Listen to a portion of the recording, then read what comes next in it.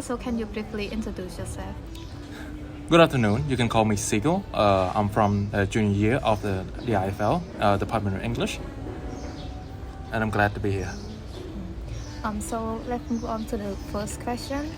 So the first one is, do you think gambling is well known or common in Cambodia? Personally, I think gambling is, in any forms, is very well known and quite common in Cambodia, ranging from small-scale back alleys to family meetup to full-scale casino business, and in any form of either poker card or alphabetical lotteries. And for the second question, what do you think are the main reasons why people gambling, especially in Cambodia? There are many main reasons. However, most notable main reasons, according to my observations, are due to people having disposable income that they can take a chance with or bet their luck on, as well as due to people making little income, live in poverty, and think they can have a chance of lifting themselves off from poverty by betting their luck on gambling. It is also due to rare occasions of family gathering, as we can see in many holidays where many people are playing poker hard to have fun while losing a few sums in the process. So the next question is, how do Cambodian cultural and religious value view on gambling? For the Cambodian cultures and religions, views on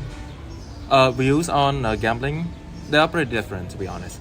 For the culture perspective, gambling is a way of entertaining, as family rarely gather, and it is one of the way to gather family members on any special occasions.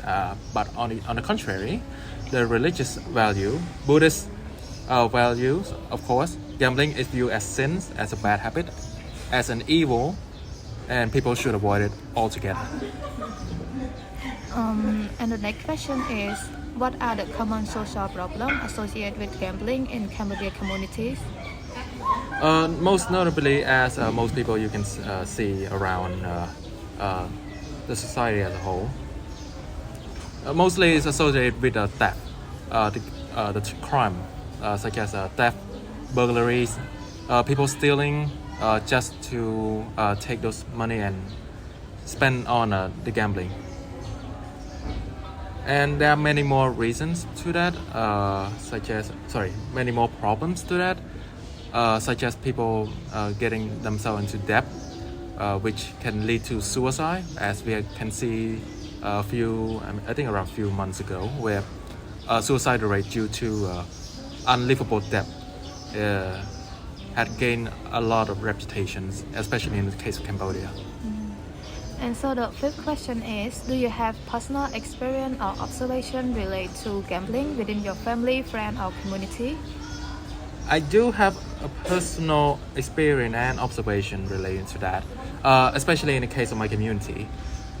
In my village back in my hometown, people usually gamble a lot during their free times and get themselves into what we call addictions, gambling addictions.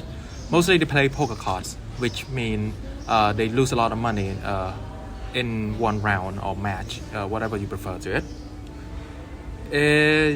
And they have experienced a lot of arrests, police catching them, and also they sort of take loans from other type of loan associations, or maybe loan sharks, and get themselves into severe debt, which led them to migrations. So the next question is, what impacts does gambling addiction have on Cambodian youth? As we can see nowadays, it does have a lot of impacts. Most importantly, the first one, when youngsters they got themselves into gambling addictions, they could resort to stealing if they do not have any money to actually gamble. And at the same time, of course, gambling, recently online gambling I have seen it myself.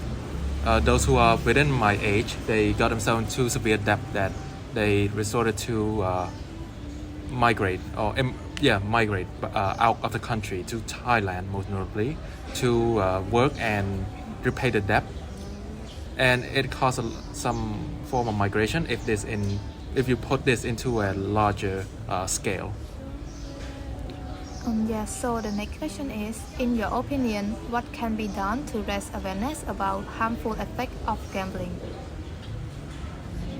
In my opinion, I believe what we can do is actually to set a regulation instead of putting it instead of having it as an act of committing a crime or illegal. Instead of making it illegal, we can just legalize it and somehow regulate the rule and how they should operate it. Because first of all, it is a part of our culture somehow, unknowingly, but which means we cannot put it out. We cannot stop it completely, but we can try to raise awareness by actually regulate the law and how they should be conducted. With an example of what the Switzerland had done with their gun regulations.